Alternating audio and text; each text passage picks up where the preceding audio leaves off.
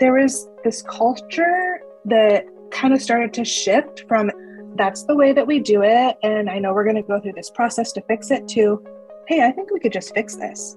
Let's talk about it and find a solution right now. Welcome to See You Now Insights. I'm Rebecca McEnroy. Nurses have always been resourceful problem solvers, creating solutions with whatever tools and materials are at hand. In healthcare, makerspaces expand those possibilities, offering a wider range of tools, easier access to materials, and dedicated support for innovation.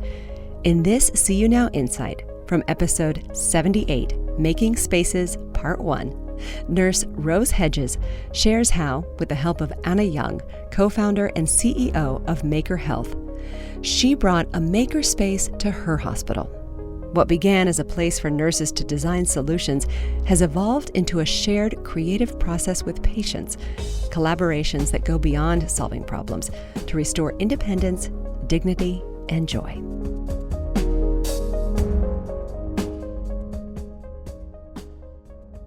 Well, if we go back a couple years, in 2016, I was exploring options for my doctoral project. I knew I wanted to focus on nursing, keeping nurses at the bedside. What could that be? And I wanted to kind of explore engagement opportunities.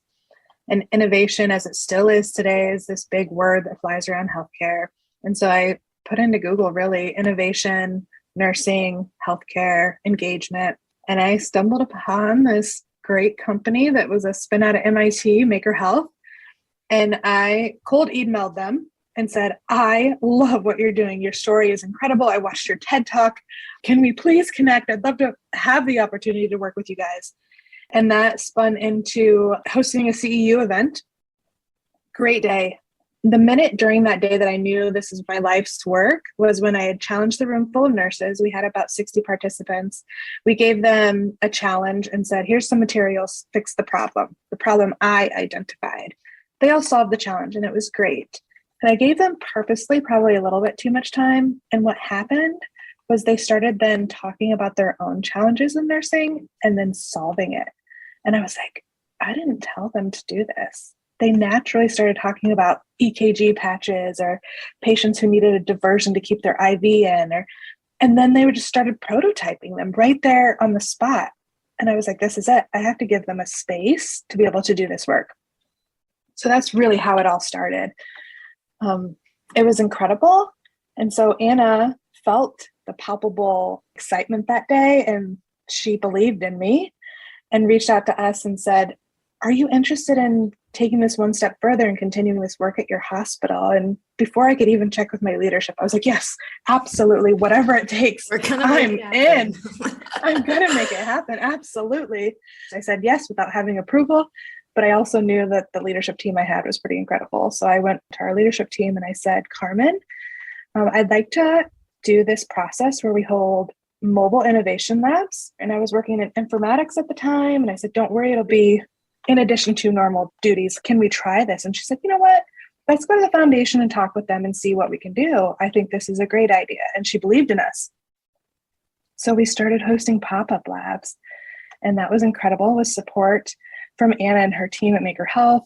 And we very quickly realized that this was something that was so needed. People began stopping me in the hall, or they would text me or say, oh, hey, I had an idea about, or what do you think we could do about this? There was this culture that kind of started to shift from that's the way that we do it, and I know we're going to go through this process to fix it, to, hey, I think we could just fix this. Let's talk about it and find a solution right now.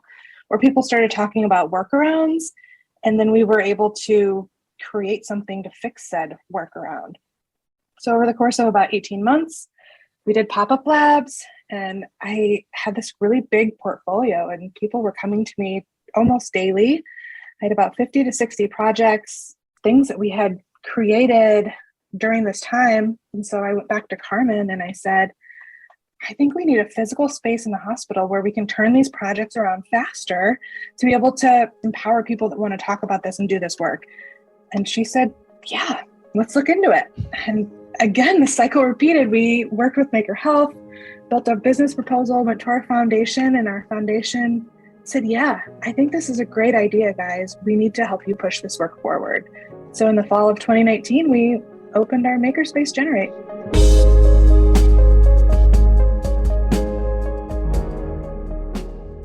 Yeah, some of my best days are when we get to have a patient come to the lab. Most recently, we had a patient come who was a young mother and was learning a lot of activities of daily living. And one of her problems was laying her 16-pound child down in the crib. So we customized a baby doll and made a 16-pound baby doll so she could practice that motion of laying her child down in her crib. And so she came to the lab and worked with us that day, and we did it. Unfortunately, she had COVID, and her baby was 3 months old when she was hospitalized, and she was with us for about 80 days. So she was just very weak. And so when she left the rehab department, she still comes back for outpatient therapy. And one of the things she was working on was just strength and upper body strength. And laying a 16-pound baby down in a crib, you have a motion of your upper arms using that weight. And she needed to practice that. And she's like, can't we make this better? I met Rose. Can't we go to the lab? Rose, I want to jump in for this because I think one of the amazing parts of this story is this patient actually knew about the makerspace because her nurse had brought the sewing machine to the unit in order to create a custom headband for her to manage the different tubing while she was on treatment and inpatient. So she knew she had a custom device created for her that helped make her care more comfortable while she was healing and recovering. And so for her, when she left and saw a challenge in her own treatment, she's like, wait, I know I don't have to live with this. Like I can actually work with the team inside the hospital to solve it, which is just the most beautiful and inspiring collaboration and just culture of, hey, there's a challenge, let's solve it. We also had a patient who came down who was a farmer. I'm in the Midwest, right? So one of his challenges was that he wanted to be more independent, and he was very particular in wanting to be able to wear his Carhartt jacket. And Carhartts are very firm materials. And so he couldn't get his arm back the way he needed to in order to put his arm in the sleeve. So we custom made a device for him that enabled him with his left side of his body, which was his strong side, to be able to pull that sleeve over and then slide his arm in. And he was just ecstatic that he did not need to ask for help to put his jacket on. So exciting. One other story that is important to me that I want to share is we had a young patient who was here with us in the hospital, and she was really big into like watching YouTube videos on makeup putting on, and she was 16. And she wanted to be able to put on her makeup again, but she had a spinal cord injury, and so she only had gross motor movement. So she could still get her hand to her face, but she couldn't hold anything. Her fine motor skill was still kind of developing at the time. So we custom 3D printed a little band and molded it to her hand and made a magnetic interchange, and then adapted like her makeup brushes, her mascara wand, so she could still get her hand to her face and then with the motion of her head put her makeup on. And she just was so empowered, and the joy on her face, like bringing that back to her, was one of my best memories.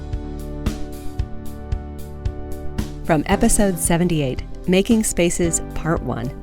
That was Nursing Research and Innovation Coordinator Rose Hedges, along with Anna Young, the co-founder and CEO of MakerHealth. You can listen back to this episode, along with Making Spaces Part 2, and over 100 episodes from our library, when you subscribe to See You Now wherever you get podcasts. For See You Now, I'm Rebecca McEnroy. Thanks for listening.